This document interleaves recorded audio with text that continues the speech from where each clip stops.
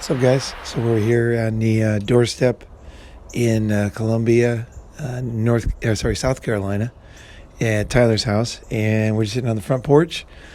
A beautiful morning. I haven't talked much, so my voice is not awake yet. But we're talking about scapegoats, and another term which I heard today was black sheep. So it's kind of the same thing, and I would say that I'd like to focus this on a family issue, so family development or from childhood. I think that you can be a scapegoat later in life, or somebody could be a scapegoat, but it doesn't have anywhere near the effect, or it's not as important. Like if you're a scapegoat in a company and then you just quit, like say you're a developer and something goes wrong with the project and you're blamed and you just quit and say, those guys are assholes. That company sucks, basically, right? It's easy to solve. The reason why the development scapegoat from childhood is worth talking about, I think, is because it becomes it is maybe perhaps one of the biggest, or the biggest, I should say, hurdle or obstacle for someone to overcome. And I want to talk about actually being a scapegoat, what makes you a scapegoat, why other people will scapegoat you, and why other people will support that other person.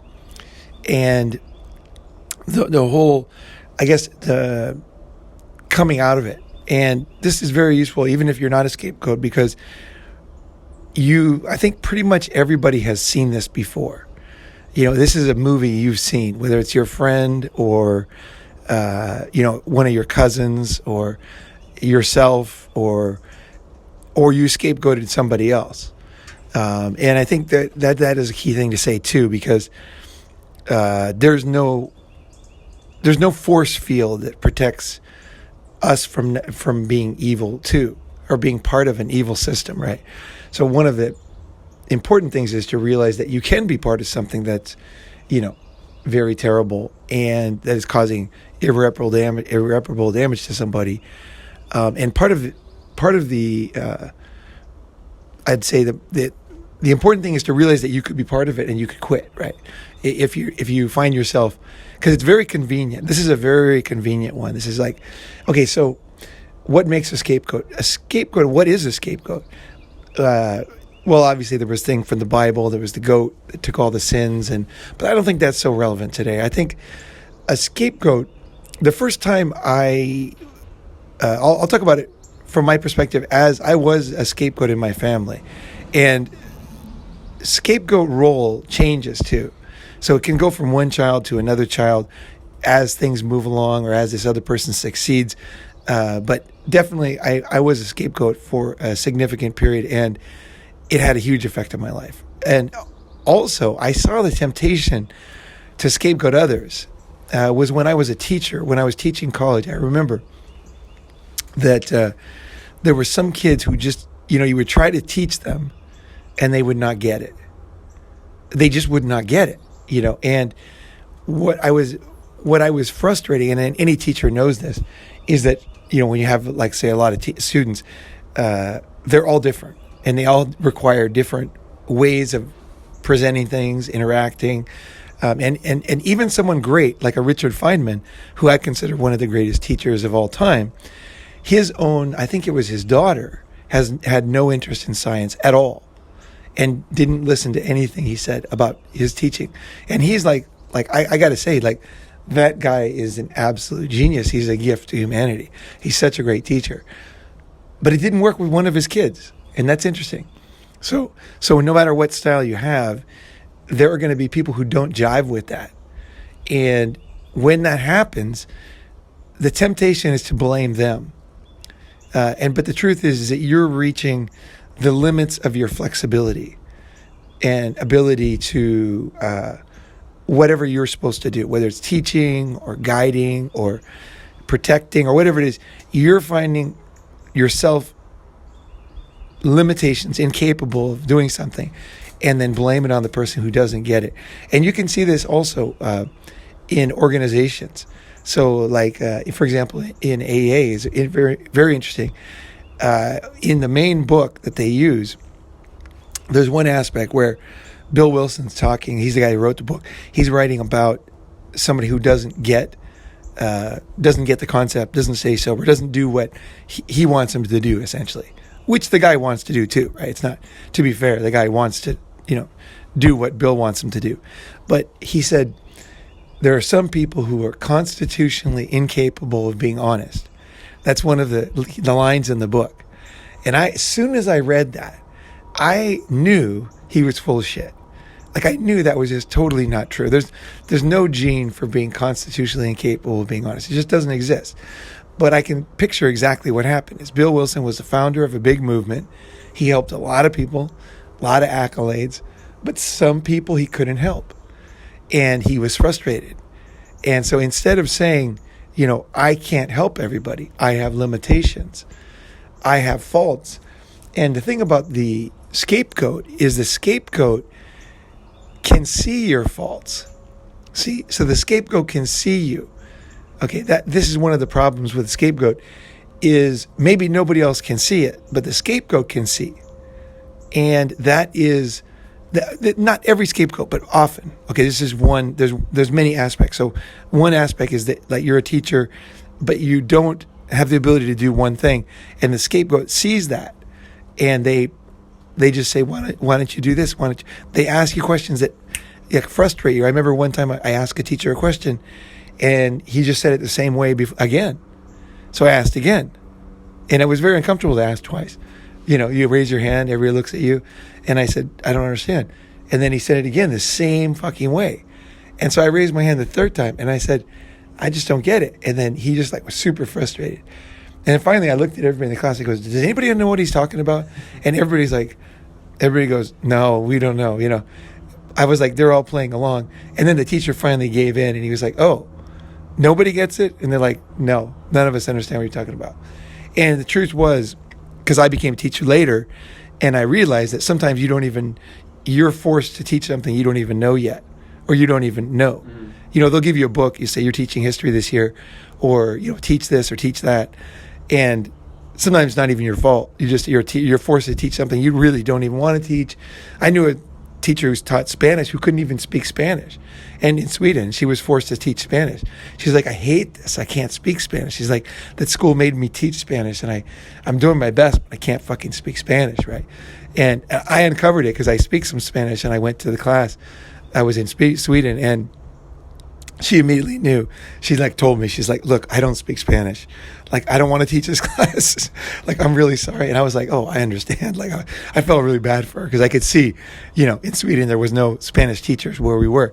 We were up above the Arctic Circle in the north of Sweden. There wasn't many teachers, and they just made her teach Spanish, And so, but what she could have done is got into the role of the scapegoat role, which is basically where you start to attack. Now, what makes scapegoating more complex, it depends on if there's a healthy person, okay, like she was, or even like Bill Wilson. Let's say somebody who's a relatively healthy, normal person, good person. Richard Feynman, let's say that he started scapegoating his daughter, which I don't think he did. I think he just never was able to teach her.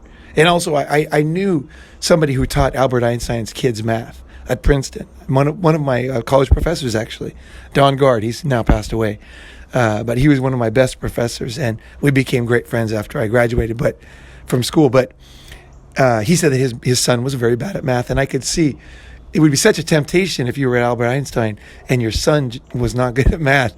It's an embarrassment. So this is another reason why people scapegoat, is it's embarrassing. So if you have anything that embarrasses you, so if you have one kid that's very smart and one that is not doing well in school, then it's very easy to let that person embarrass you, where you start to attack them, essentially, because they're embarrassing you. Them being themselves. They just go out and just be themselves. They're loud in public. Especially in a family setting. In a family setting. Yep. So that's one thing. So embarrassing the family. And what I heard here was just a second ago from Dale was that sometimes a kid could have a developmental issue. So not developing normally. So often the scapegoat starts from something real. So a kid might have a problem at some point in his life, like as we all do. Everybody, is not a perfect kid, right? But you might have some issue with whatever, and then they the family will, instead of thinking of you as having a problem, they start to look at you as being the problem or as a problem. Okay, so it's not just saying, because if you honestly look at anybody, they're going to have problems, right? But they'll start to say it's comfortable for a unit of, let's say there's a unit of family unit that is unhealthy. Now this is when it really gets messed up, because now the family's got a serious problem, and it's not just a teaching style or some developmental issue or something that granted, it is difficult. I'm sure someone like LeBron James, if his son was not athletic, this would be a great embarrassment to him. Now, his son is very athletic, but, I'm sure this happens all the time. You have a very smart parent. I knew somebody who was a very smart parent, and they had not a smart kid. The kid was at the bottom of the class, and they were doing their best. And this really, really embarrassed the father, because I think the father was insecure. And so he felt like the kid actually was not smart, right? You can say he's smart with leaves or something, but the kid was not fucking smart. Nice kid, good at art, but not smart, right? And so the father was very embarrassed by this, extremely embarrassed, because his self-esteem, he was a very insecure guy. And so when his kid would get complained about, and basically all the teachers didn't like his kid because, and all the other students didn't either, because it was kind of an elite school, and so one person could hold the class back. So that caused the father to be basically almost wash his hands of the kid, because it was so painful for him to see that his child was not intelligent and also not fit in that mold. It didn't fit into the mold. And I'm using the words intelligent and smart because I think you have to use these sometimes. When someone's behind, you can't always say they're great at everything else, because it may not be true. Like they might actually not be good at anything. Like too many things. Some people are not very good at many things, right? Now, it turns out, actually, very interesting, that this kid did have one skill, which was very interesting, actually. But often they don't. So let's not use those tropes. Like, let's just say some kids are just not smart. And of course, it needs to be said that some kids are not book smart. They're smart in other ways. And so a lot of times kids will not do well in school, or do well in school and then do well later, become billionaires and like that. So all this stuff is super confusing. But let's just take one issue at a time. Let's just say school. They're not good at school. They're not good at grades. They don't get good grades.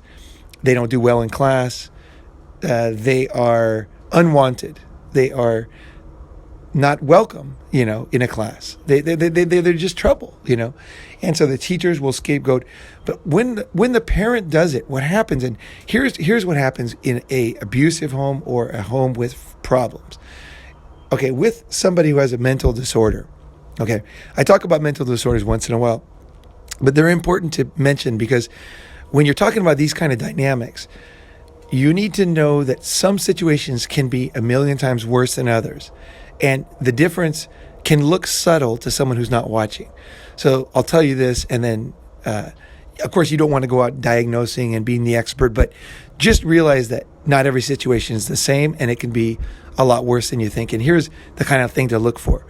So with a normal person, a normal, flawed human being, is if they have, let's say, a child that is not good in school or whatever, slow development, they will feel embarrassment. They will. They're humans. They have emotions. And that will maybe make them angry or frustrated or, whatever.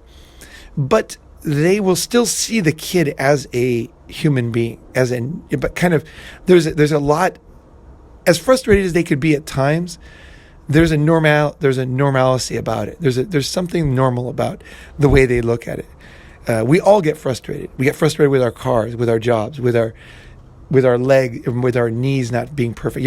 We get frustrated, but there's also another level with a mental disorder, personality disorder. I should say not mental, personality disorder. Here's the difference. In a person with a personality disorder, one of the main things is that they cannot see in shades of gray. Okay, they cannot see in shades of gray, so they can only see in black and white. So somebody is either all good or all bad in their minds. And it can shift like that. In just a moment, they can shift. So 1 minute, for example, if you're in a relationship with somebody with a personality disorder, they just almost worship you. They love you. They talk about you great all the time. And then there's one thing you do to disappoint them, or you stand up to them, or you disagree with them, and they realize this person is not perfect. This person, it sounds stupid to a normal person, but this is exactly how it works. They realize this person is, well, what they're thinking is not what I thought. But actually, their thinking is black and white. So their thinking can only see a perfect person or a very bad, terrible, no use, useless, fucking problem, right? A person who's right or a person who's wrong. A person that agrees with your version of reality or doesn't. And if you're a black and white person, if they don't agree, then they're wrong. Right. Because you see in black and white. Right. Just simply not agreeing. But it could be, many things could set them off from this.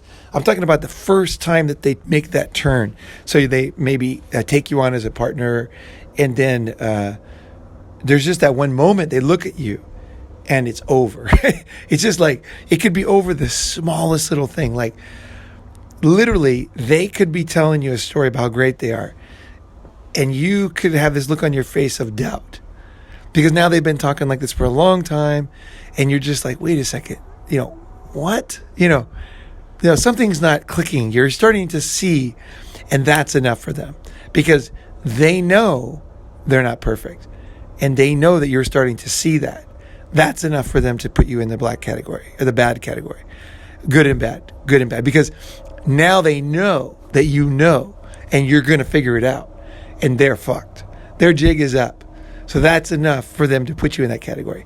So with a personality disorder and scapegoating, it's a different thing, because the child could be, okay, so for example, reasons why a parent would scapegoat a child could be, let's say if the father has a personality disorder, and the child is not his.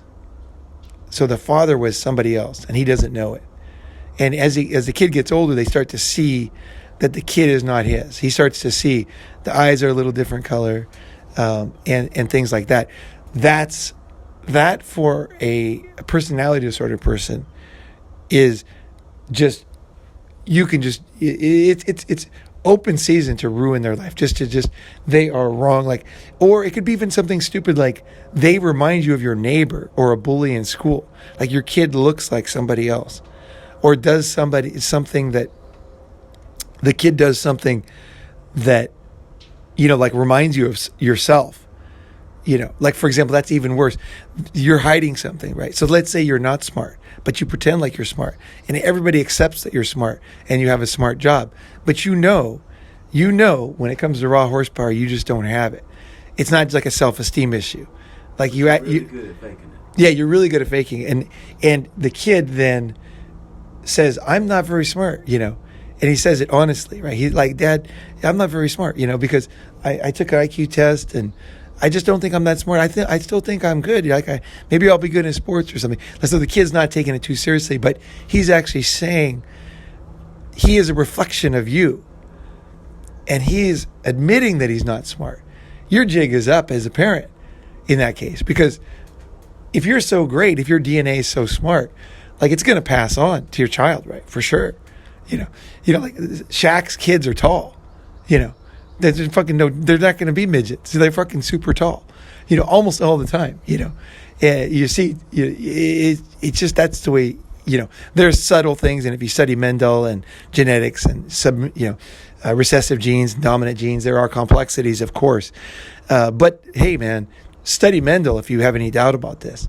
Is that a lot of the reason why we don't want to study Mendel is because so many babies are not their fathers. Nobody wants to look at it honestly. It is a very depressing statistic. Yeah, it's like when you do DNA testing of children, you find that a lot of them are not their fathers, right? So, and also when you look at Mendel, he has the red flowers and the white flowers, and he mixes them, right? And you get some pink ones, you get some white ones, and some red ones, right? And he did it statistically, numerically. Now, obviously, we are not flowers, but he basically laid the fundamental. He laid the whole. He's the Einstein of the whole field. Like, he figured it out, and he figured out the numbers statistically and all that of how genetics are passed down when you put two people together. The genes. You get half and half, right? And then what does that mean, right? But of course, to a father who starts to realize the kid's not his, or reminds him of his own weaknesses, or challenges him, or is not a quick learner, or is a truth teller. So a truth teller is a very dangerous thing to do in a unhealthy home. It's very dangerous. It could even get you killed, because the anger, you don't realize as a child, you don't really, your brain hasn't developed. You don't realize other people are actually dangerous, can be dangerous to you. And you think that it's just a game, You just say, Daddy's drunk. Daddy fell down. Daddy fell down again. How come, like you tell a story, Daddy was painting and then he fell down and made a stripe of paint this way, or Daddy ran through the screen door, and you tell that story, just kind of thinking it's funny. And it's true. And it's true. You're supposed to embrace the truth. Right. Yeah. The truth is how you can understand right and wrong, because, it's like, well, this happened.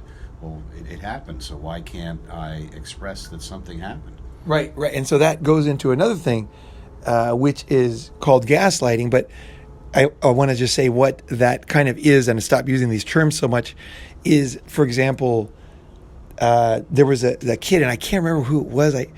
It was Lisa Romano. Anyway, it was somebody I was listening to a while back, and she was saying that, no, it wasn't her. It was somebody. I can't remember who it was now. But the teacher said, what color does the grass get in the wintertime? And it was a snowy place. And so she said, the grass gets brown, because she was a curious kid and she had been digging out and looking at the grass underneath the snow. And the teacher said, no, the grass gets white in the winter. And so the teacher thought the grass got white, right? And so then, now she's the teacher who's grading the students. So the other student said, and she said, what color is the grass underneath the snow? And she said, well, it's brown. And she was really proud of herself, because she was the only one in class who actually was curious enough to know what color it was, had dug down there. So she's like, brown. And the teacher's like, no, it's white. And then she was like totally confused. And then she asked, what color is it? And some of the students were starting to say brown. And she's like, it's white. The grass is white in the winter. And then all the students except her were saying white, because the kids knew. I think kids are pretty damn smart. They might have known that kid was a pretty curious kid, pretty smart, and they could read on her faces. She was very congruent. She was confident, and that this could be tested in next year. This wasn't something that was going to be a big mystery, right? And they were like, she wouldn't do that. So they knew she was telling the truth, or they knew that she had seen brown grass, at least, But they decided, so the teacher's grading them. They didn't want to book. They're not going to go against the system, right? And so what happens is, that is gaslighting. So when you see something and you call it out, and then people say, no, that's not what happened. Okay, so this is the problem with being a truth teller, is one is you're bringing up, for some people, especially for personality disorder people, they're powder kegs. So their insecurities are so deep and their desire to cover them up so strong that you're actually in danger when you point out their blind spots or weaknesses. You're not safe. Like, they will go, secretly, a lot of them are very, very smart, and they're going to do it in their own secret way, but they've decided that you are now a problem, and this has to be taken care of somehow.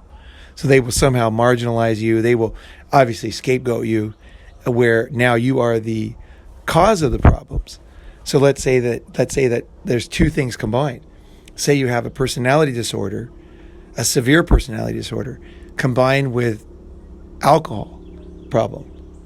Okay, so you have someone who's drinking too much, doesn't remember, blackouts, is doing things that are totally unacceptable, but in the morning they don't remember.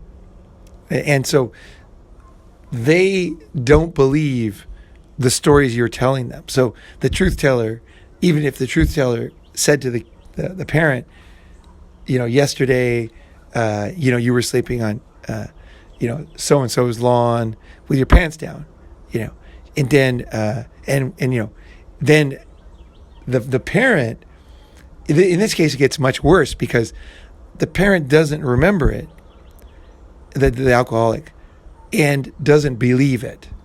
So it's not just gaslighting. They actually don't believe that it happened. And they have very strong motivation for that story not to be told anymore. Because they're kind of now at this point, their problem is getting worse. And they are like extremely covering things up. There's like bottles, empty bottles and garbage cans all over the place. There's things hidden in the house. They know they have an alcohol problem at this point, and they're just trying to cover it up, to not get fired, to not get divorced, to not go to jail or whatever it is. To not change their behavior. To not change, yeah, and so, yeah, to face themselves and all that, right? So then when a child points out something that an alcoholic did in a blackout, then it gets really nasty because the person, let's say, especially if they have personality disorder, it becomes insane because now you're fully the fucking enemy. Like you must be crushed. The scapegoat or the black sheep basically has the ability to see through the illusion. Well, it's not that. It's not. A lot of people say that, and I don't want to say that because I think we all have different abilities when it comes to seeing things because we all have different experiences, and we're all different ages. So if a kid is 5, they're going to have better perception of what the parent's doing than someone who's 3. So it's easy to say, oh, that kid's very perceptive, but he's just older, right? So a lot of times it's not necessarily some special gift. And it also might be that just for coincidence, for whatever reason, that child happened to walk by when the parent was passed out with their pants down, right? So they saw it. And the other one doesn't walk that way to school. So they might have seen a lot of things on that road in the past. And so it could be just pure happenstance where the kid just happened to be, maybe they don't go to school yet, so they see things at home that mommy does when nobody's there, and mommy's problem is getting worse. So before mommy didn't do those things, and now mommy does those things. So I tend not to say that the truth teller is some kind of genius. I was definitely a truth teller myself, definitely. That this is why my channel exists, because I want to go into things and call them out in myself and in others to get to the heart of it, to get to the root of it. So 100% I was a truth teller, but I don't want to, no need to give ourselves hand jobs. I don't know why we see things differently than other people. Maybe it's coincidence, maybe it's some vision, maybe it's whatever, but don't bet on it. The truth teller is not afraid of telling the truth. That's the main difference. They are not afraid of saying that grass is brown again and again. They believe in themselves somehow. They're not afraid to question the family dogma or the family herd morality. Well, this is another thing they might see. So they might see everybody agreeing on something that doesn't make sense to them. Right. So for example, for me, my family was from Finland, right? And they were very close to Finland, even though they were born in the U.S., in a Finnish-speaking community. They were there was Finnish people everywhere. Finnish language was spoken. My first memory of my whole life was in a sauna with people speaking Finnish, So we were very close to that. We weren't just like some immigrant with 1% of something, We were that was big part of our, the Finnish culture and the way they act was something that I was around a lot, and I understand the way they're just very stoic, you know, and they actually have one good thing. Finnish have very dry sense of humor, very dry. Sometimes they're so stoic you don't even realize they're making a joke, but they're more like those stand-up comedians that just stand there and like don't smile and just frown and say things and everybody starts laughing. That's kind of more like a Finnish type of humor, right? So anyway, one of the things that was the negatives, I think, of Finnish culture is there is definitely a bias against people that make money in Finland. Definitely, there is now. I think maybe it's changing today. So I know there's Finnish people listening to this today. I'd like to hear what you guys think about today, because my family came over earlier, and I know at that time, 100%, at least my family and everybody that I knew, if you made money, you were not seen as like a hardworking, smart person. It was more like you're not one. You're standing up. You're not a sellout. No, not a sellout. It's you're like a show off. You're just be normal. Just put your nose to the grindstone. Get a fucking job like everybody else. Don't be starting no companies. Don't be wearing any flashy clothes. Don't be wearing purple. You know, don't be doing nothing different.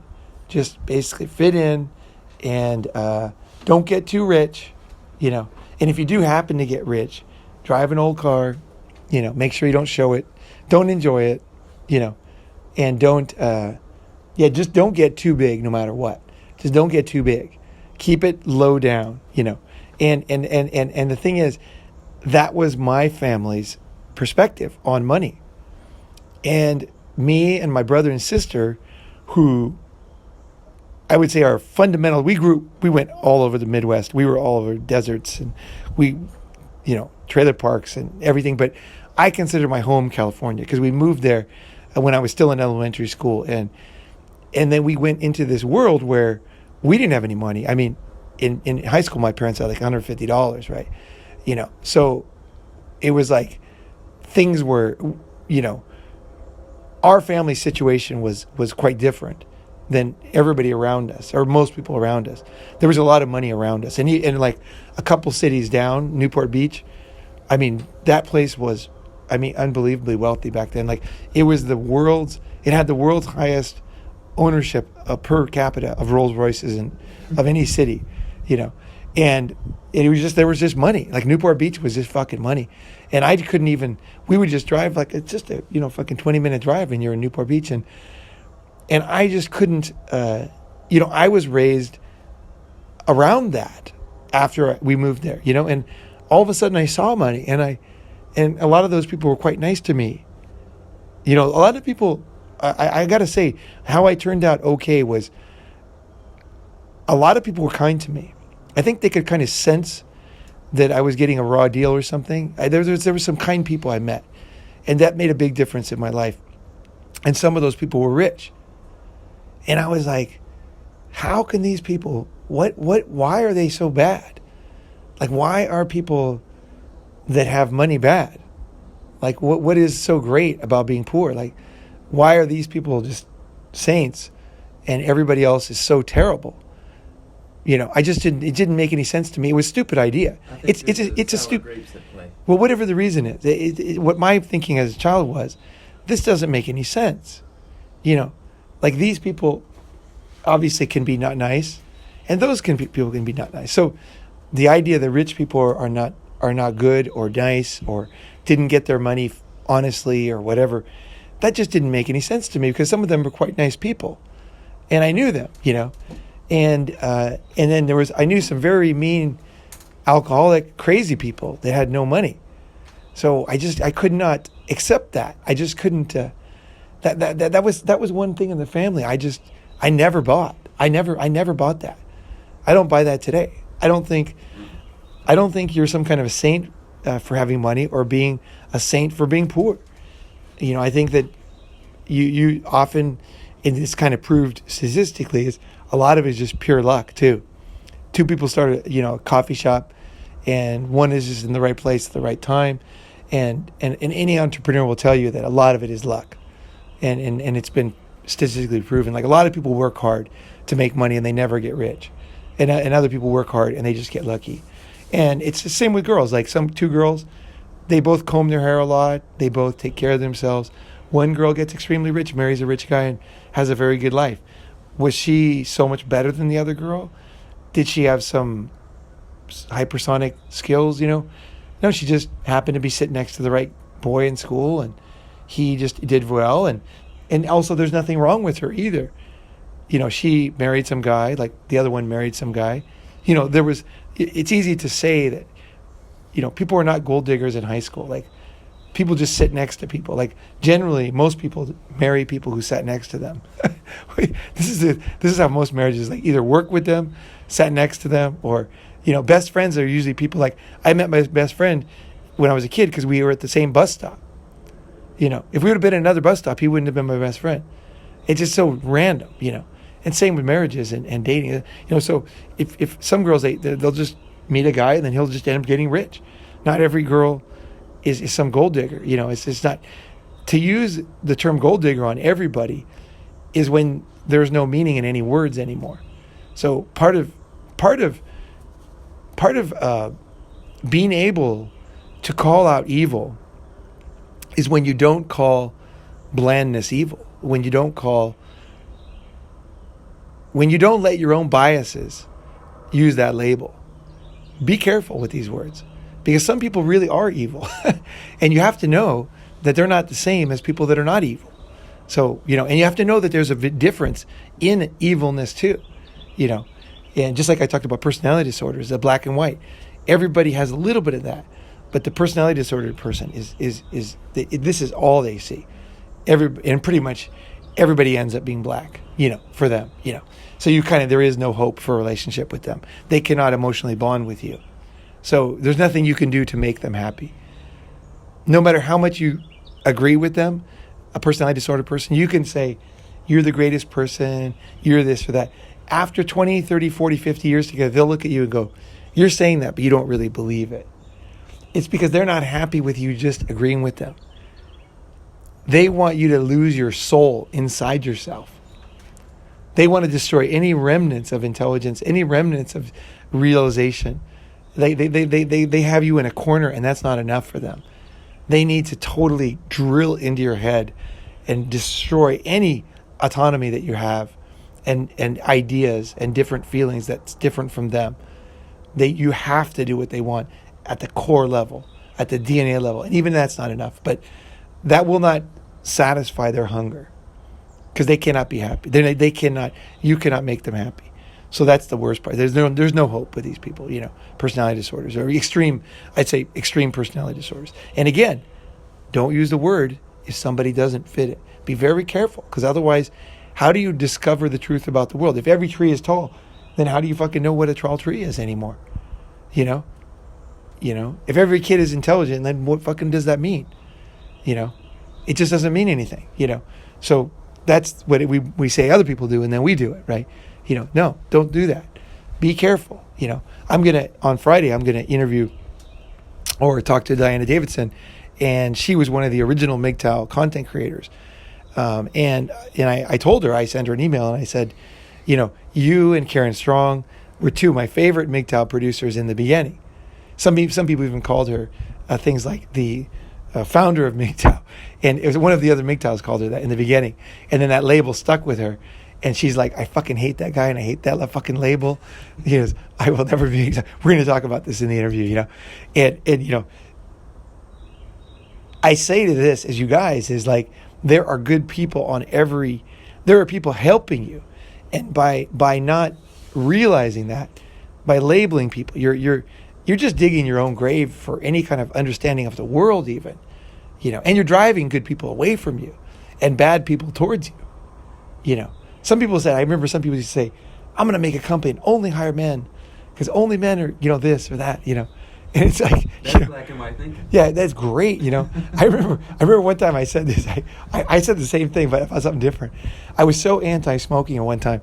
I was like, I was like, if I had a company, I would not hire any smokers because they just go outside and waste time, and I would just have no smokers. One of my friends made fun of me. He's like, oh yeah, well you'd miss that guy and this guy and this guy. He's named all these like really smart guys who smoke, who really, You would hire the most lazy. And I was like, yeah, as long as they don't fucking smoke, any fucking moron was welcome to my company, And I laughed at myself because we do get, like I said, we all have these tendencies, right? But the part is where you laugh at yourself and you realize, okay, wait a second here, where am I going with this? No, we're good, So anyway, I say, okay, so a scapegoat is somebody who is targeted because they make somebody uncomfortable, make somebody look bad. Now, here's why it's so evil. This is when it gets to the really evil part of it, is if you have younger siblings. Okay, so there's one child, let's say, who's 5. Okay, now you've already chosen, the family's already chosen them as a scapegoat. And this relieves a lot of pressure for the family. So let's say the father drinks and is drunk all the time and has 2-week blackouts. So there's going to be a lot of problems in the house, to say the least, including violence, just total dismissal of the children, ignoring, there's going to be problems like crazy, okay, at this point. Now, what happens when you don't support a child? What happens when you beat a child? What happens when you ignore a child? What happens when you don't love a child? The child will start to have problems. Okay, so you create the problems, right? So if you beat somebody, ignore them, and deprive them of things, they will get angry, and that anger will then, soak into other parts of their life, like their school. Okay, they might get in fights. So by targeting them and by depriving them of the love and support that they need and they deserve, the children will have damage. Okay, period. You are damaging the child. This is abuse. This is right here. This is straight up abuse. Now, when you abuse a child, what happens? The child then, like I said, will have problems. So the child might have some, every child has issues, and whatever those kind of difficulties are, whether it's difficulty in learning or awkwardness or inability to read other people's faces or whatever it is that they have a problem with, then those are the things that will kind of get more extreme. And because those are the problems, those are the weaknesses the child has. So then the child has real problems. Okay, so now the parent will just go through the whole thing of like going to school. So what's wrong with my kid now? What did he do now? I'm trying so hard. They become this fake savior of the child. So they're just like, oh, my kid, I try, but he doesn't do this. And and so now there's the big martyr, right? There's the child who knows at some level that he wasn't to blame for this stuff. He knows that seeing daddy drunk was not something wrong that he did. There was another kid who he listened to his father do phone sex with his aunt. And he said something to his father. He was very young.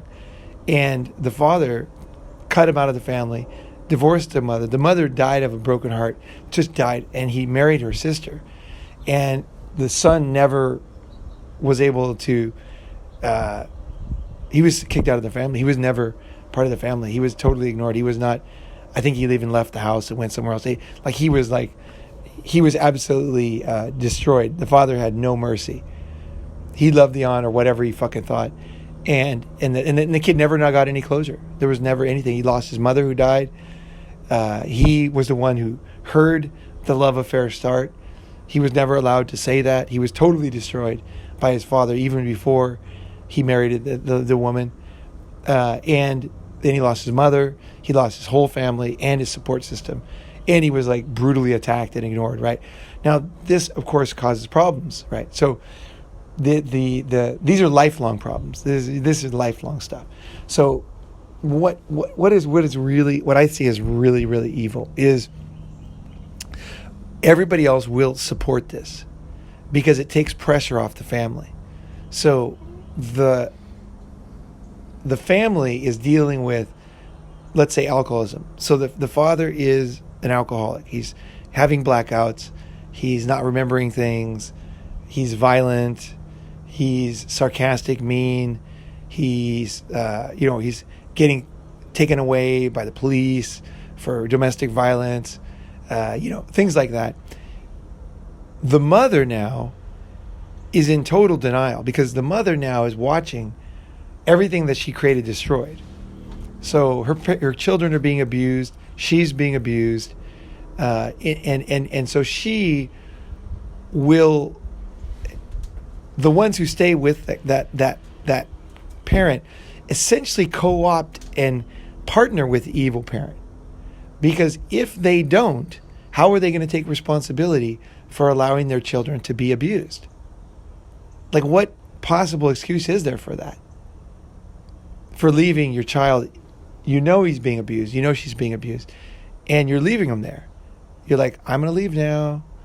I'll be back tomorrow. What excuse for that? There's no excuse. So the mother, essentially, in this case, it could be the father.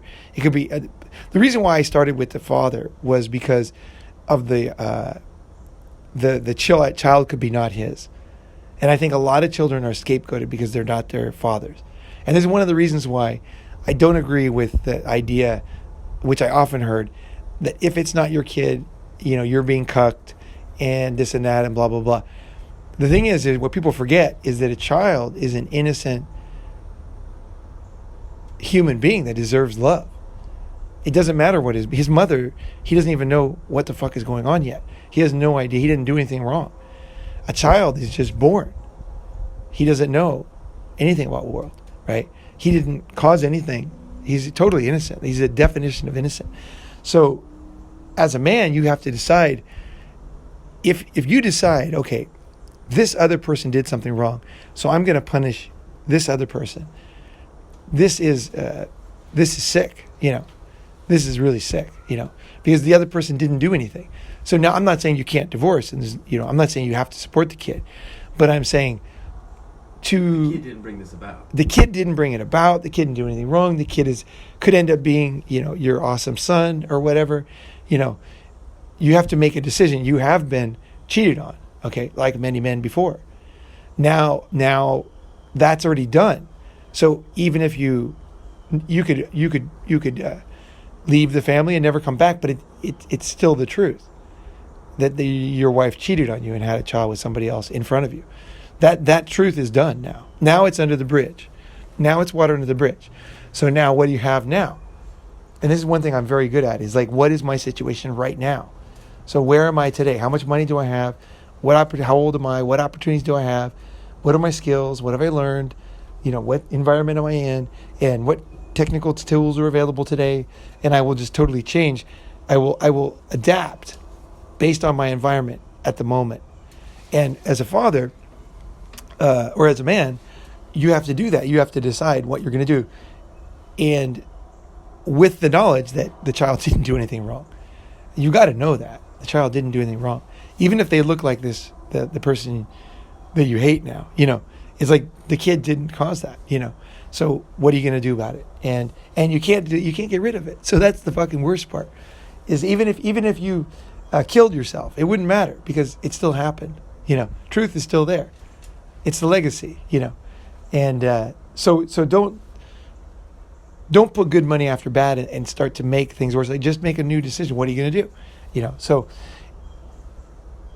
I say that it's very complicated. And the scapegoat, I was going to say one of the evil things, the really evil things, is if the kids are older and younger. Okay, so now you have a 5-year-old and you have toddlers. The toddlers are pre-verbal.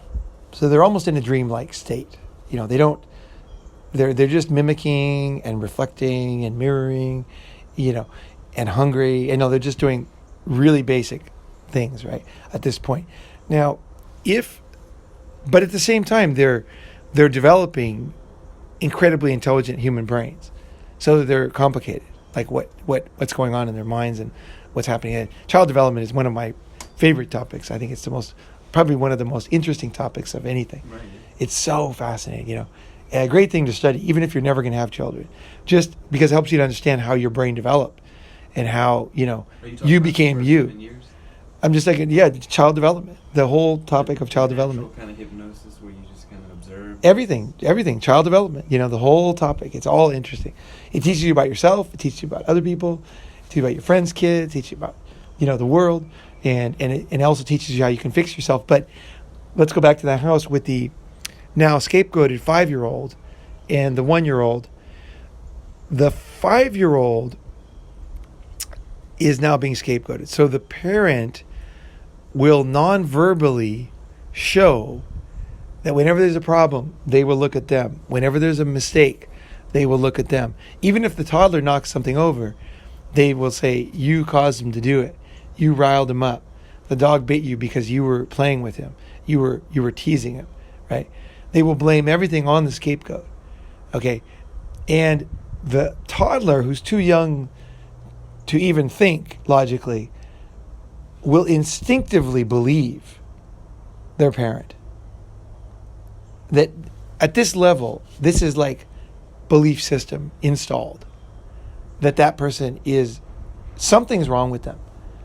Okay, it doesn't matter how beautiful they are. It doesn't matter how rich they get. It doesn't matter how much they help them. They are now almost brainwashed for life that their sibling is bad. And they will play along with all the games because they actually believe it. Like, logic aside, it's fundamentally in their DNA that there's something wrong with their sibling. Yeah, so that's their version of reality. That's their truth. It goes on for decades because it was established at a time when it was irrefutable that was the truth. Right. And so that explains why between siblings there's so much dysfunction. Right. In an abusive home or in a home with problems, there's so much sibling rivalry because the family needs somebody to say why, why the problems are going on. And so what happens with so that you guys got that concept. So that to me is the scariest thing because the parent knows it's not true. Okay, but the younger sibling does not. They actually believe it. They don't. They're just like this person's always kind of trouble, always kind of in the middle of things. Where there's smoke, there's fire, and there's always a fire and smoke around this person, because that's all they know is this little fucking microcosm of the world.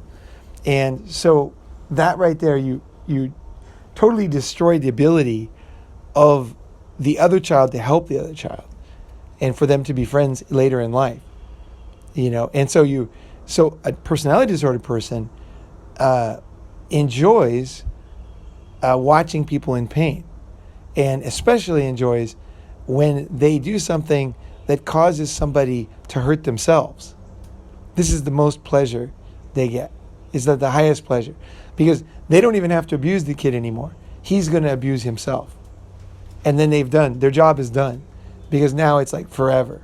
The kid will never be successful. Because now they will sabotage themselves. So, and it can no longer be blamed on them. They've essentially programmed the kid to destroy himself and to waste opportunities and to throw things away. And it no longer gets traced back to anybody, So, I think a lot of people talk about, relationships and things that women did. When you talk about parents, this is when you're in the development stage. This is when true damage happens. Later on, you're much more adept to when you're an adult. Somebody can lie to you, they can cheat on you, they can steal from you, but you have a lot of coping mechanisms at that point. You're an adult. But when you're a child, this is when it's not that parents are bad. It's that the period is very delicate and sensitive, and you need to know that as an adult. You need to take responsibility and know this is when, I don't get any second chances on this. This is one time only. I got to do my best, you know.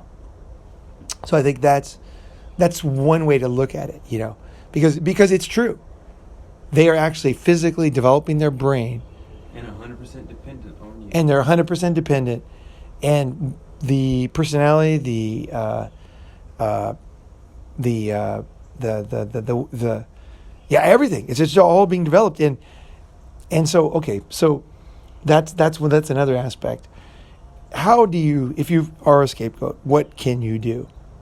The one thing, if you were a scapegoat, I will say that the reason why I made such a long intro is because just simply understanding this is like, it's like medicine on a wound, you know, just simply understanding this. Because if you never understood this before, a lot of light bulbs are going to start going off now, because you'll start being like, oh my gosh. And some of the light bulbs, some of the things that you could realize is that, again, this is like fundamental development, child development. So logic doesn't always help that much, but it does help. Okay, it is some medicine on it for sure. And you start to realize that you'll start to think back. Like for myself, I can trace back when I became a scapegoat was when my dad, his alcoholism took off. So I can look back at a very particular time. And that was when I was a scapegoat. But the problem was, or the bad luck I should say, is that was in my most fundamental years. And my most important years in development.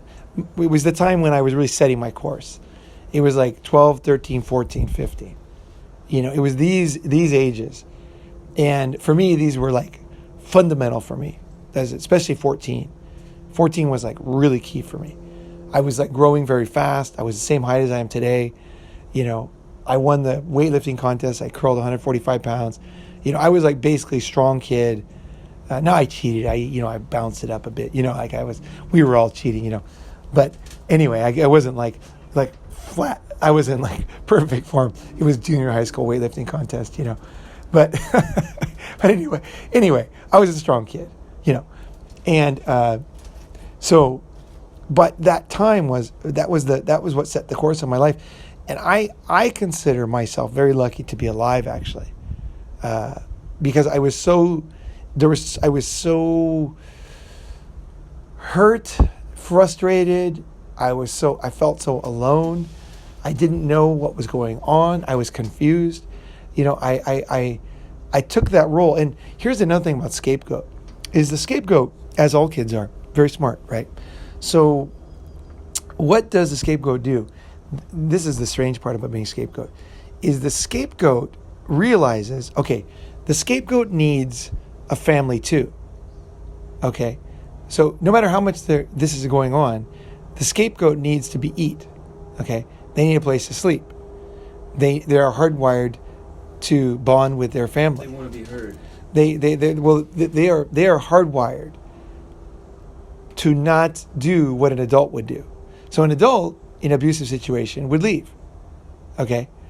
But a child, that's not what they're hardwired to bond. So what they will try to do is to try to bond. It's like there's a video of this animal trying to bond with a wire structure. You know, but he can't bond. He's trying to bond, but he can't. The metal structure can't bond with him. But I see that as a scapegoat. They're trying to bond. They're trying to bond with something that can't bond with them. And so it becomes, eventually what happens, the animal gives up and just can't bond with their most fundamental bonds. And there's a lot of damage that goes on with that. But the scapegoat, so that's a lot of permanent, I would say permanent damage, but I don't want to paint this as hopeless, because the reason why I'm telling you this story is that there is a lot of hope. Okay, that's why I'm going so deep into it, because there's a fuck ton of hope. So, so what the scapegoat will do is the scapegoat realizes they have a lot of power, because the family, they can upset everybody, they can make everybody happy. Okay, so how do they make people happy? So the scapegoat will take, if something goes wrong, let's say they're on a family vacation, and the scapegoat wants to have fun, and then they blame them for something. Okay, so let's say farting in the car. Let's just say something like that. So the dog farts and it smells in the car. Now, everybody says, the scapegoat, you farted, blah, blah, blah. Now, the scapegoat knows he didn't fart, right? It's a damn dog. Maybe he was even sitting next to the dog, he could hear the dog farting, right? But the scapegoat's like, fuck it. He's like, yeah, those beans. Because the scapegoat feels like it's worth it, okay? Because He's a doormat. to take blame for this thing that they know they didn't do, because who cares, and they can handle it. I'm going to keep the peace. Yeah, keep the peace. That's right. Because I'd rather have a fun vacation, because no one's going to believe them anyway, too. That's the thing. That's part of the reason, too, is because if they say, I didn't fart, it's just going to keep coming up. The more they say it, the more it's going to come up. So they know the easiest way to get rid of it is just to take responsibility for something they didn't do. And so in a way, the scapegoat is a peacemaker too. So obviously one of the problems is the scapegoat doesn't understand that the complex dynamics that is happening, and that it's not as simple as they can handle it, quote unquote. They can't handle abuse. Nobody can handle abuse. Abuse causes permanent damage in a person. Until they get help, until they realize, until they get somebody who can understand what's going on and can help them to develop through that.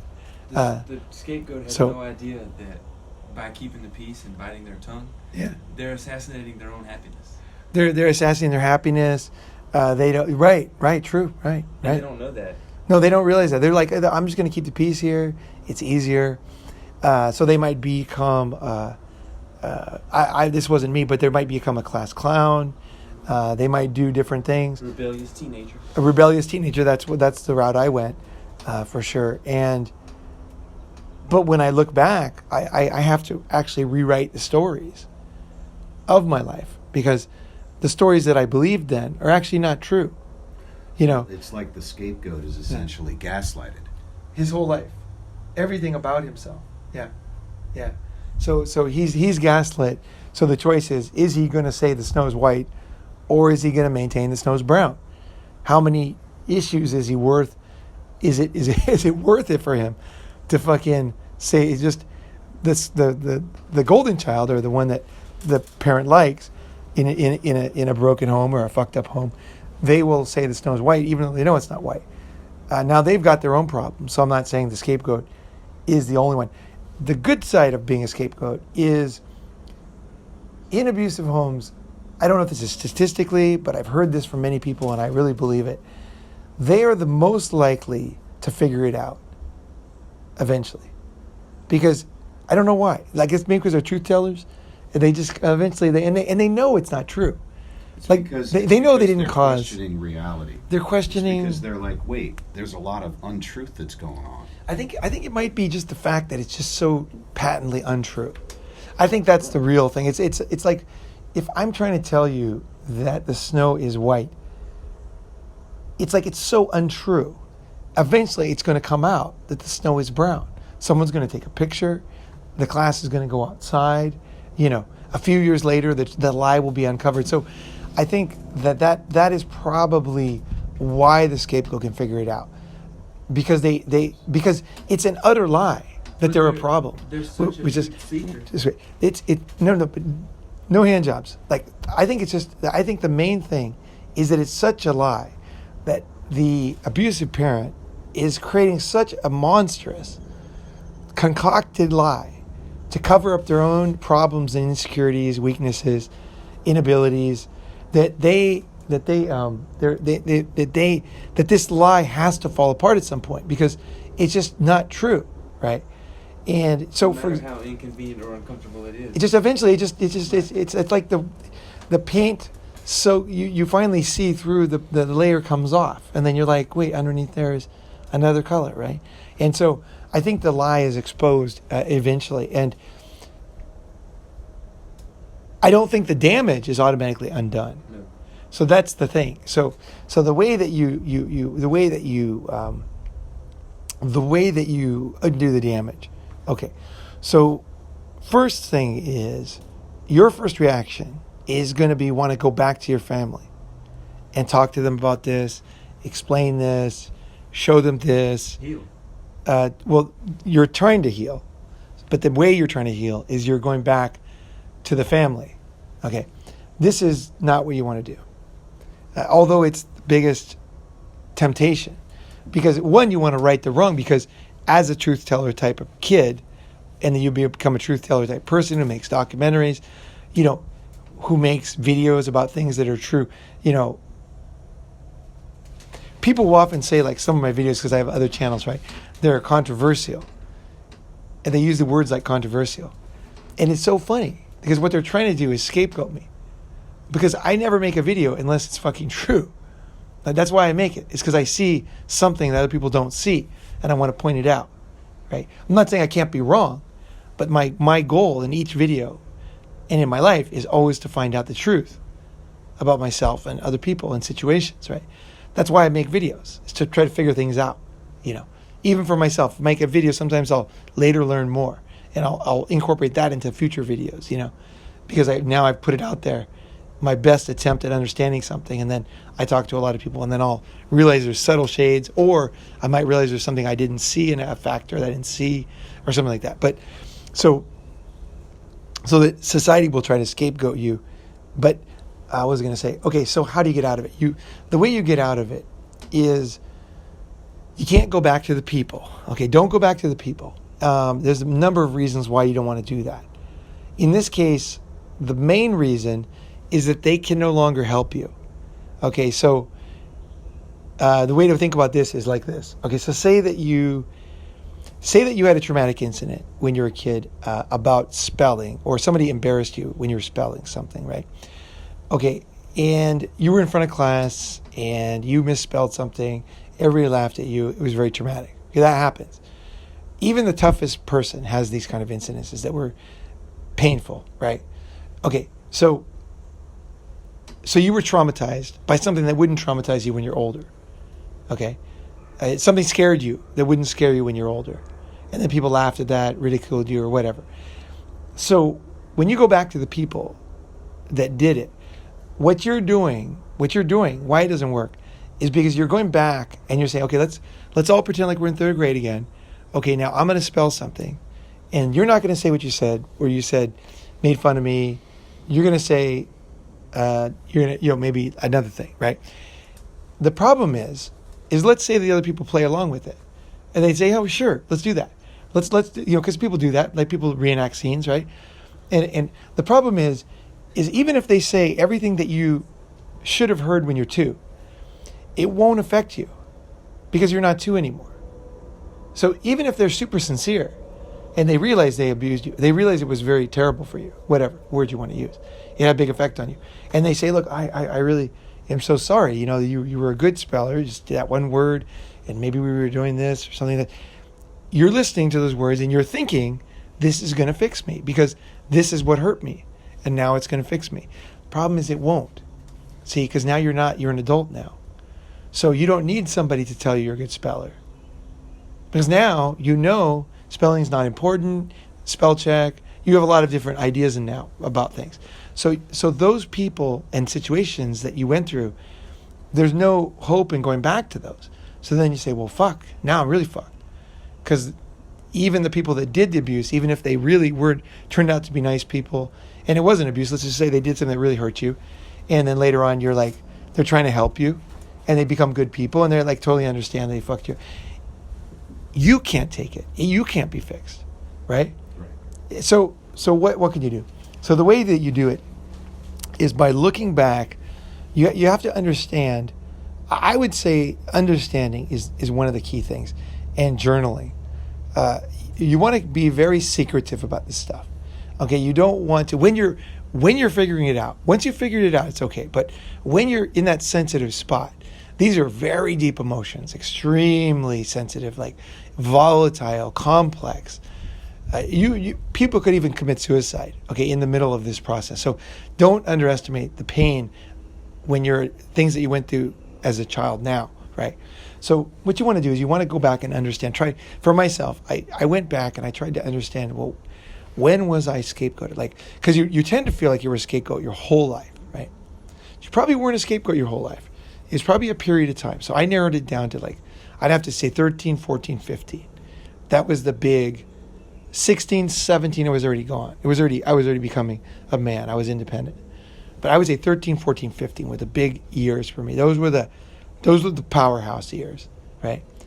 And so one thing I can now see myself in a timeline, I can look at myself and I can say, wow, that's very interesting. Like, I wasn't a scapegoat my whole life. Now maybe later on I'll go in deeper and I'll find something that there was a connection, because often there is a connection. So people that do certain things, they did them before. So maybe I will find out later there was things that I didn't remember or whatever. But for now, as I understand myself, I say, no, actually I wasn't really a scapegoat. I was because I was the oldest boy and I was very energetic. And I know I was a scapegoat probably even when we were little, but it didn't hurt me as much. It was when I was 13, 14, 15. That was the time when it really got me. Like that was when it got really bad, right? Before then, it was minor stuff. I was just, who knocked over this, who took the cookie. It didn't affect me. I blew it off. I was a very good-natured kid. I just laughed a lot. it just didn't affect me. Then that's the other thing about bad behavior is it affects some people, doesn't affect others. So you have to understand that what could traumatize one person doesn't traumatize you, right? But it was when I was just becoming a man, when I was starting to have sex, 12 years old, 13. That's when I was first, meeting girls, having sex. And I was in a real, I was at developed much faster than most people, and most kids around me. And I was very vulnerable and very like a kid inside, but I was like a man outside. So I could buy beer sometimes when I was like 15. And also, I couldn't trick or treat because people wouldn't give me candy because they'd say, you're too old. But I was like the same age as everybody else. Who's this tall, muscular kid? Yeah, like this you're too old. That's old ladies would tell me that. You're too old to trick or treat. I'm like, what are you fucking talking about? I'm the same age as them. But they looked at me as, I guess, how mature I was, So there's some truth. I guess I was older than them in a way, I definitely developed faster, So I would have gone to war or something like that, right? But anyway, that didn't bother me. A lot of stuff didn't bother me, but other stuff did really hurt and really damage.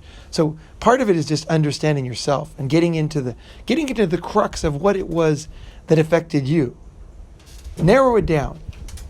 And to the other thing you need to do, I think is very important, is to be sad for the lost time, because I think a lot of the actions I did, racing on the streets, the things I did were a way to let out the steam from the frustration and anger for a very unfair situation that happened to me. And risk-taking behaviors.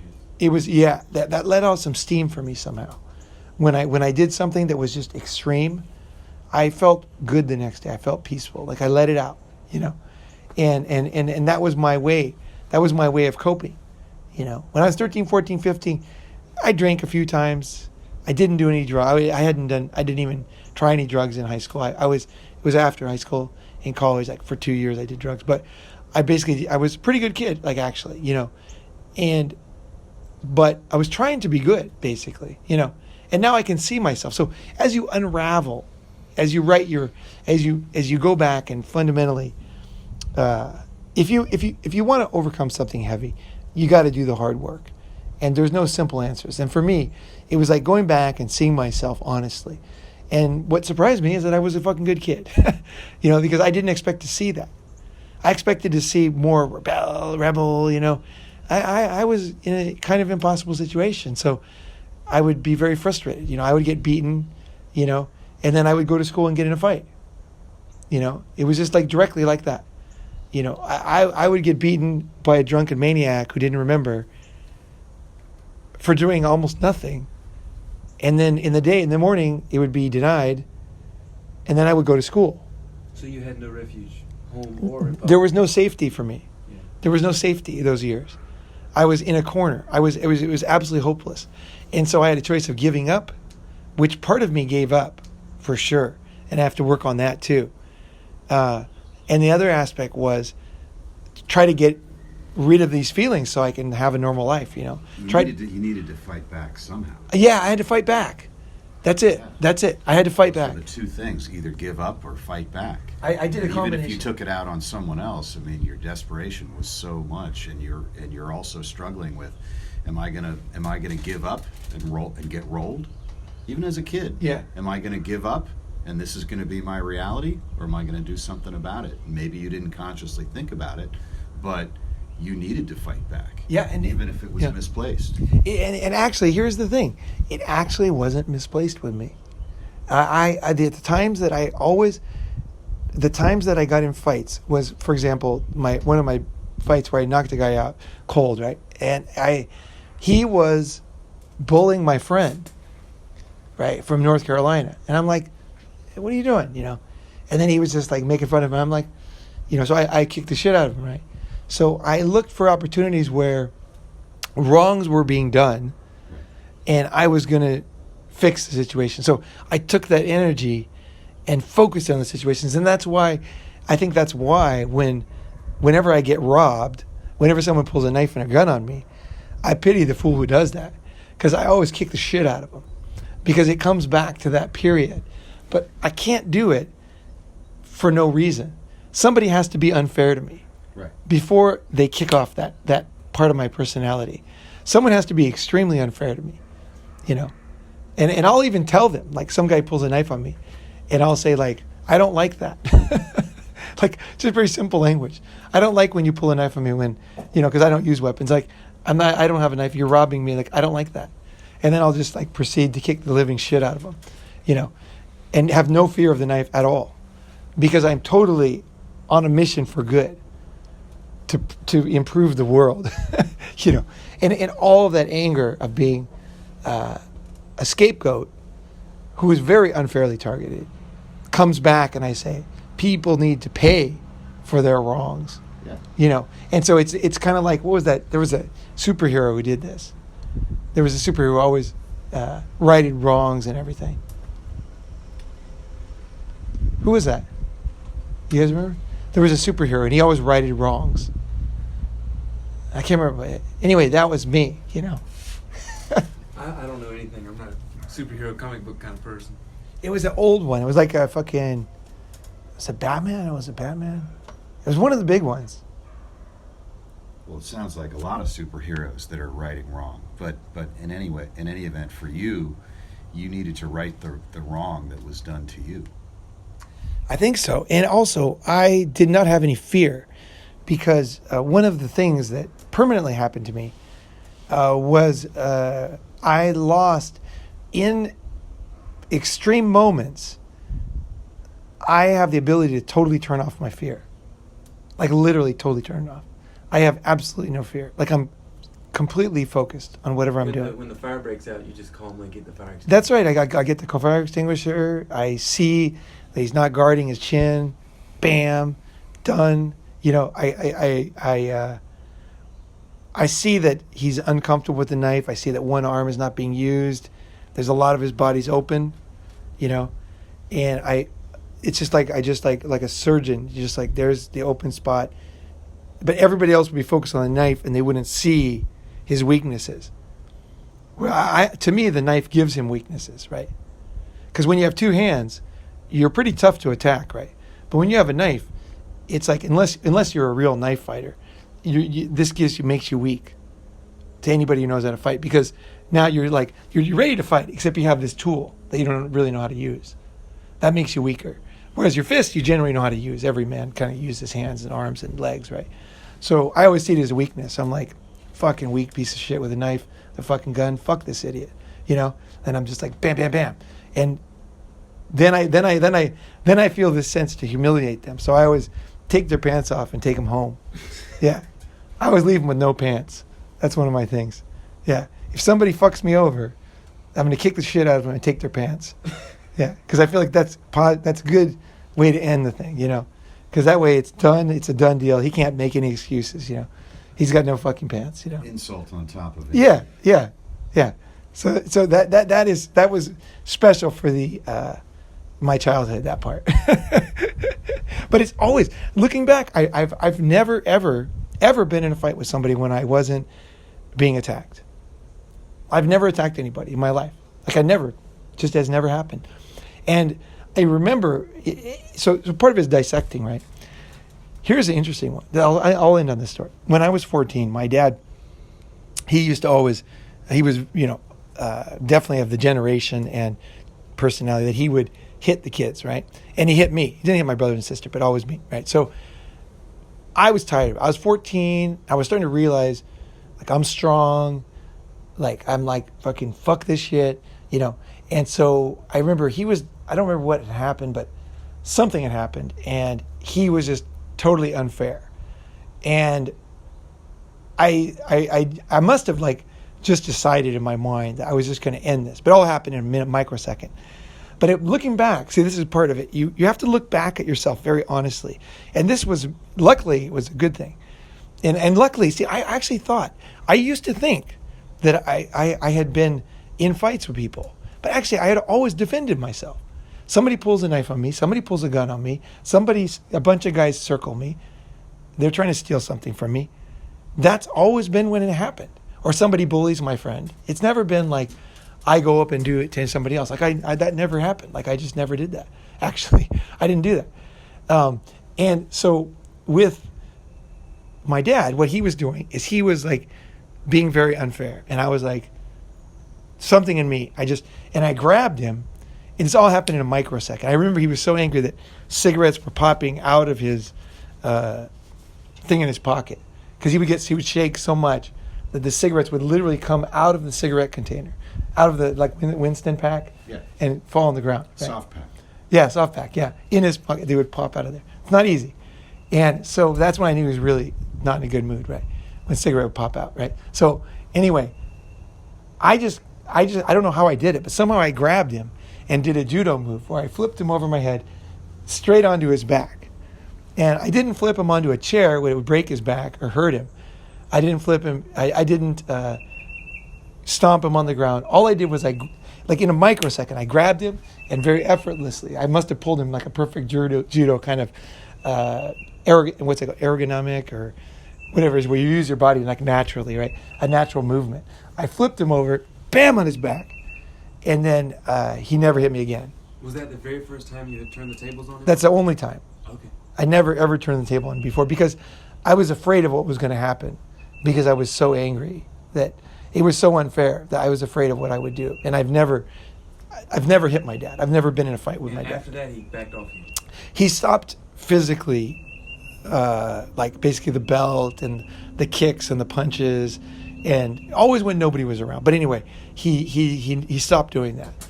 He went through a mental abuse, so it didn't change anything. It didn't make my life great or anything. But it was interesting. What the interesting part for me was this: until I went back and dissected that totally, I realized that, damn, I kind of was like my kung fu heroes, because he was a threat. I neutralized the threat without damaging him in any way, and without going overboard. I just did what was absolutely the minimum necessary to de-escalate the situation. And I did that totally naturally. And I never saw myself that way. I had been told I was bad. I was convinced I was bad. So I had to even go back and look at these situations, with a real honest view. I was like, hey, what did I do wrong? Like, who have I hurt? Like, what do I need to make amends for? Yeah, that was my attitude, And then I realized, oh my God, I was never violent. I was never a violent kid, ever, to anybody. I was protecting animals and cats. I was de-escalating. I was trying to avoid things getting bad. And then whenever it got a situation that could not be stopped, like when somebody was trying to rob me, then I never hurt them. I never I could have really, like when you knock somebody out, you could really do damage to them afterwards, right? Never. I always did whatever was like, when it was done, it was like done. I would, basically that was the end, let somebody help them or whatever, that kind of thing. And it was amazing to me to see the signature with the pants removal. The pants removal was for guys who were trying to rob me. Yeah, I don't like people robbing me. Yeah, I'm not into that. Yeah, I'm not into getting robbed. Yeah, and I don't like it. So, a special anger comes out when someone's trying to rob me. Because it's not just robbing me; they're trying to scare me. That's the thing for me, is they're trying to do what happened to me when I was a kid, and I won't let that happen. I won't let that ever happen again. So that's what I'm doing. I'm like, you think I'm going to be scared because you have a gun? Well, fuck. You got another thing coming, asshole, right? Like that I'm coming in. I'm coming in, right? And they know it too. People freak out when I come at them with a knife or a gun. Like people freak out. Like literally people freak out. I've seen it a million. Like whenever it's happened to me, I've been robbed by a knife point twice. Well, they tried to. And I've been jumped several times.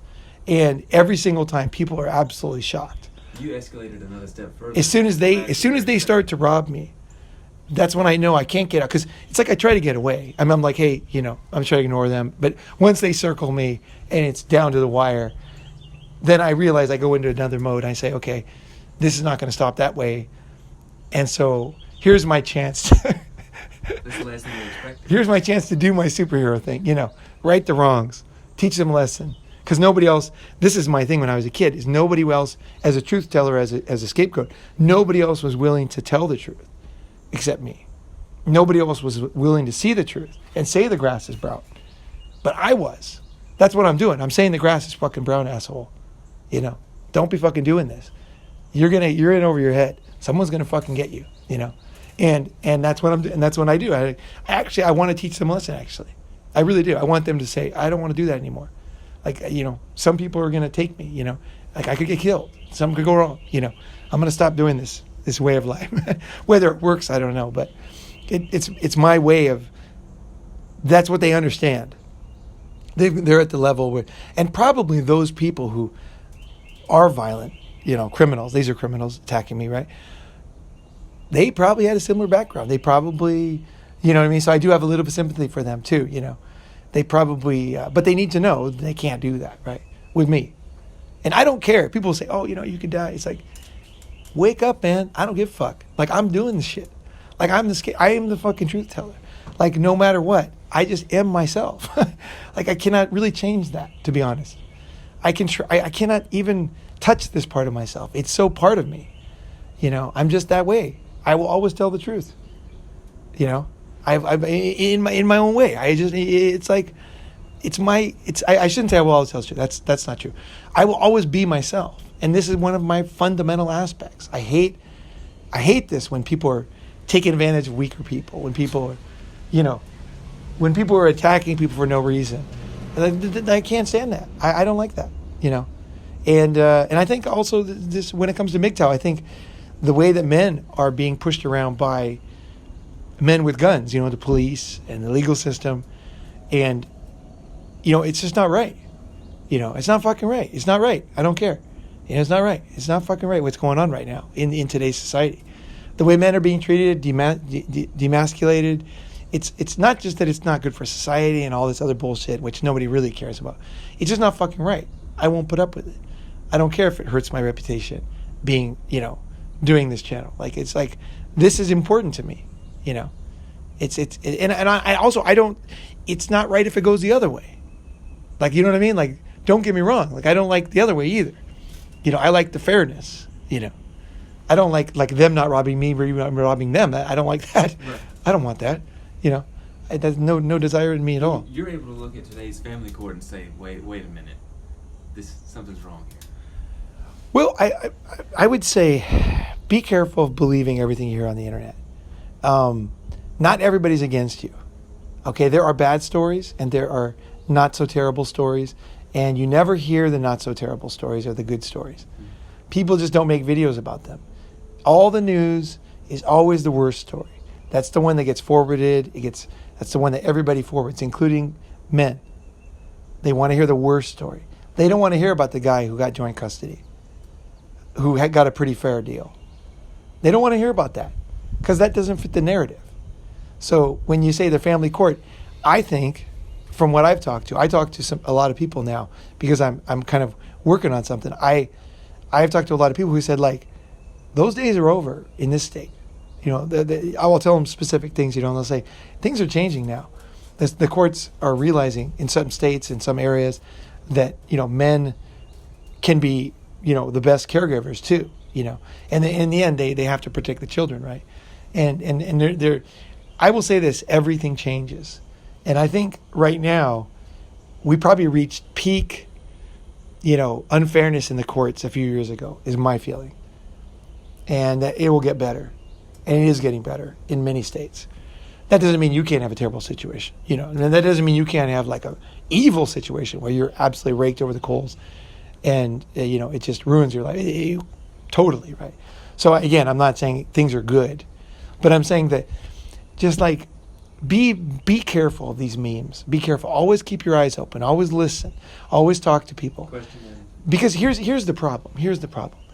I think that this is becoming so ingrained in men that a man will have a child who the woman's trying to take, and he will give up because he'll say, "Well, what's the point?" And many do. They'd say, "What's the point? I'm gonna the family court's against me. You know, I'm just gonna get screwed. I'm not going to save this innocent child. I'm not going to father. I'm not going to support this innocent child that needs a father. You know, I'm not going to do that because I'm afraid that there could be unfairness. You know, and in the end, if you walk away from your own child because of a fear that maybe wasn't even fucking real in your case, you're the biggest fool. You know, so these are very important issues. And that's why I say it's really important to think about it. Check it out. Find out what's going on in your state. Find out the situation. Man, do your best, you know, if you're in that situation. Do not give up on a child because you think something could happen. That's insanity, you know, and you're the only one to blame for that because your fear is controlling your life, and it's destroying maybe the greatest gift you ever got, you know. So be very wary. And I say to young guys, be wary of channels that rile you up too much, because they can rile you up right off a cliff, and there's nobody there to grab you. There's nobody there to support you because their channel becomes about, you know, this kind of thing, and it's this way, and there is no hope, and like, and then meanwhile, like, innocent people are watching it, and like, young guys are like, yeah, there's no fucking hope, you know. There's, you know, I'm just gonna do this. I'm gonna screw her before she screws me. You know, it's like a street gang. You know, it's like, you know, they interviewed street gangs. Why do you do this? Well, because they're not human. They asked them, why do they do? Because they're not human, right? Everybody's not human, and so we're gonna be inhuman, right? So I'm not saying things can be rough, and you know, I would say that in general, mothers definitely have a good, and especially in my case, like, mothers have an advantage, but that, don't let that deflate you. You are still a man with responsibilities to yourself and to the world. So make wise decision. King fucking Midas. You know, take it into consideration, scary stories, you know, but always ask, when did that happen? What state was that? You know, did you have a lawyer? Or like, it just, I'm not saying like it's not true. I'm just saying, like, just ask a few questions. And if he says, well, this is a guy that I met or heard in a bar, read in the article, you're going to base your child's future on a guy who read an article. In my own personal life, I know a guy who got full custody and gets, I think it's child support. Yeah. But you're never going to see that on the TV. Right. So, but that doesn't mean that it's, you know. It doesn't mean, yeah. But it doesn't mean anything. But what it does mean is that's his story. Right. And you know him. So that's an advantage. So don't forget those stories. And don't forget when you do see good things. And let's just end on this. If you consider, let's say you go into a family court and consider them your enemy, right? Is this fucking even smart? Like, not only is it true, let's just say, is it true? It's not true. They're not necessarily your enemy. You don't know them. You don't know the situation, you know? But is it fucking smart? If I think that all people of a certain color or race are not good, is this to my advantage? Am I doing myself a favor? Am I putting myself at a disadvantage? Yes. because I'm believing something that's not true, negative about other people, right? So you're antagonizing when you think, let's say you think somebody's like something guilty, you're going to treat him that way, right? When you're in court, you're going to have this mindset: everybody's against me. I can't trust any of these motherfuckers. That attitude doesn't get you nowhere, man. And what if there is a good person who wants to help? What if there's somebody who sees you and says, you know what? I think this guy's telling the truth, And then you're like, get away from me, motherfucker. Your attitude, right? What are you going to do to your one friend who wants to support you? Let's say everybody else was like that, but there's one guy who wants to help you, or a woman who sees, she's got experience in family court, and she sees that, okay, this story doesn't add up. This guy ain't like this, And then she's like kind of secretly fighting for you, but you might not know it, right? She might, because in the end they're looking for the best interest of the child. That's their job, right? And there is part of it, they want to get the best thing they can do for the child in the end, right? Of course, this has been abused so many times. I feel ashamed even saying it, but again, this is what the fundamental goal of their job is, right? And some people actually take their job seriously, right? So they're going to be doing that, right? If you're antagonizing them, if you're not trusting them, if you show yourself that possibility. Yeah, I mean, what are they going to fucking do, right? They're trying to help you. Like, fuck, let this fucking thing happen, right? Fuck this guy, right? He's not even fucking nice to me. I'm trying to fucking help him, right? So you can actually you could actually go into a case with a good chance to win. Let's say you could also abandon your child because of a fear that's not even real. Or you could go into a case and ruin your case by your own actions. Then you got a great YouTube channel because everything went wrong, right? And it was all everyone else's fault. It's all everybody else's fault, yeah. It's all this court, And again, I'm not saying things cannot be unfair. The system is broken. Yeah, the system is broken. Society's going to break down. It's going to be, what is it? All electricity is going to go down, and they're going to be foraging, and I'm going to have my shotgun, and you can just take this as far as you want, but in reality, look around you right now. What's going on around you? I see trees, I see fucking sunshine, there's a lot of opportunities, I have a lot of life left, there's a lot of things that I can work on, This is not a dystopian hellhole, So don't let somebody tell you it is, and don't convince yourself, So I'll end on that. So figure it out. If you were scapegoated, mourn it, go through, figure it out, do some work on it. This is not I focused more on what it is and how it develops and the different aspects of it than I did on healing, but I will just let your understanding to be the healing on this one, just understanding what happened to you. Because it wasn't your fault, right? A child is chosen as a scapegoat because a family has problems, they can't face it. A teacher is not able, doesn't have the parent doesn't have the skills, the teacher does not have the ability to explain something in a way that the student will understand, and then they're just like, you're bad, you're dumb, you don't get this concept. And you're like, maybe I am dumb, right? It starts something, right? So, but realize that it was not true. It was all a big lie. You were not a problem, you were not black or white, you were a human. And you frustrated some people. And they took it out on you. Just like you might do to somebody else. So be careful of that one. Them and me. Because as a scapegoat yourself, you could scapegoat somebody else. When you point one finger, there's three pointing back at you. That's just a saying. But I'm just saying that you could do it. You know very well the dynamics of it. And you know the damage of it. I'm sure that in history there's been scapegoats who scapegoated other people. So be careful. Be careful. Be careful. Fix yourself. Be honest with yourself. And don't go to the people who did it for help. No. One, because they might not want to help. And two, because they can't. The only person that can parent yourself now is yourself. You can help yourself. You can see things clearly. You can lay it out. And it's all up to your ability to be honest. Your ability to not kid yourself. You can't kid yourself on this stuff. This kind of stuff, your own future, your child, these kind of things, your mental health. You can't do your best to be honest with these things. See yourself honestly. Be tough with yourself. And also when you see things like when I saw how fair I was to my dad, that made me feel so good. Because that broke open a bunch of things to myself. Because I realized I never was violent to anybody. Like, I never did that. I never was. That's the part of the reparenting process. It was a realization. Yep. I went back in my life and I'm like, wait, they attacked me. That guy had a knife. That guy did this. They surrounded me.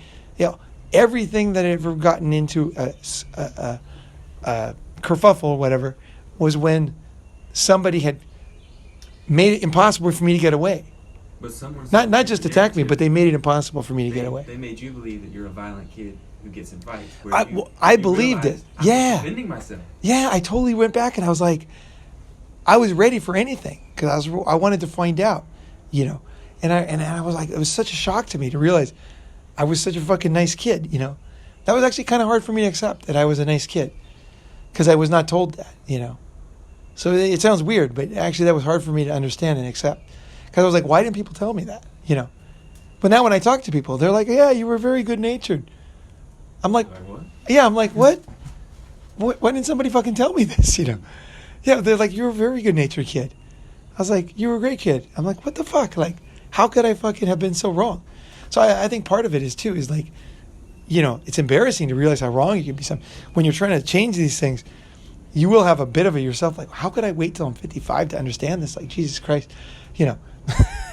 It's a little bit of anger there. It was just like, what the fuck, you know? How could I fucking wait this long? But then you say, okay, well, I fixed a lot of things. I had a great life, you know. I did a lot of things I'm proud of. I had a very interesting life, and maybe this stuff, maybe Ronin Man, okay, came out of this, my reaction to how I was treated. A lot of the things I talk about, the way that I think and act, was because I was pushed into having to make a decision on things and take action. I wasn't like a milquetoast kid that could just get through and just skate through. I was always pushed to the limit. Yeah, you didn't have the option of just coasting through and getting by because you had an environment that challenged you and you were not the aggressor. Yeah. And you had to respond. It was survive or die. I had to respond by destroying myself or by something. Some mechanism had to happen, like, to protect me. And so, you know, that's probably what made me Ronin Man, really. You know, so I say, you know, maybe I'm going to be grateful for that stuff later. I'm grateful I lived, you know, from all the dangerous things I did, trying to, like, let that steam off. But, you know, I this is what makes a colorful life, right? Fuck, I live, man. I'm fine now. I'm very mellow. I understand myself. I have a lot of tools that people don't have. You know, I really enjoy teaching people, helping. I really enjoy passing on these things to other people, you know, because it's not from a book. It's from my life, you know, and it's like from real things and real experiences that I pondered and sweated and bled over, you know. So it gives me kind of meaning especially when I see kids that are abused, you know. Like, I really want to go in there and help, right? There's a deep, deep desire. You know, I can't fix what happened to me, but I can help them, right? I can help other people, right? So, yeah, maybe I have to say, like, in many ways, as strange as my life has been, I have to say that I guess I'm grateful, you know, that I was in that situation. It's like we're not supposed to talk about MGTOW, and I don't. But boy, do I want to in my day-to-day life. You know, I want to help. And you want to help guys, right? Yeah. That's what it's not about MGTOW, is when you want to help guys. You want to help guys who are getting screwed over, right? And just like you might want to help an animal or a woman that's being screwed over, right? But you see a lot of guys getting screwed over and they don't understand and you want to help, right? Yeah, exactly. So anyway, I'll end on that note. So there is hope, and, you know, hang in there. Hang fucking in there, especially if you're young. You know, it is amazing how a painful thing can become